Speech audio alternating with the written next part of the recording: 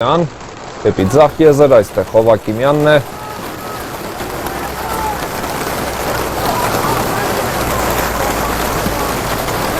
Եվ գնդակը հայտնվում է ձախ եզրում։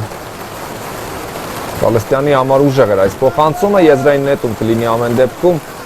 Արոնյանն է դիրքը փոխել, ձախ եզրում է խաղալ Արամ Արոնյանը։ Կարծես թե միջև հանդիպան ավարտը այդպես կլինի։ Գալստյան, Պողոսյան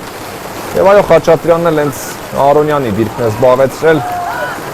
Տանգավոր է երբից արված, դեպքից դորպասապա եւ գնդակը դորպասում է 2-1։ Փյունիկ ակադեմիան առաջ է անցնում հաշվի մեջ, Տիգրան Գևորգյանը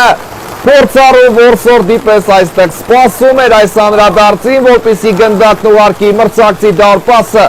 եւ հանդիպան հաշվի մեջ Փյունիկ ակադեմիան ստանում է առավելություն։ Այսպես ստացվում է ամեն դեպքում աշկինքն էլ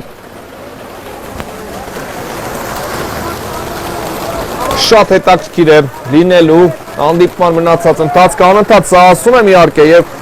մենք տեսնում ենք որ անընդհատ իրոք հետաքրքիր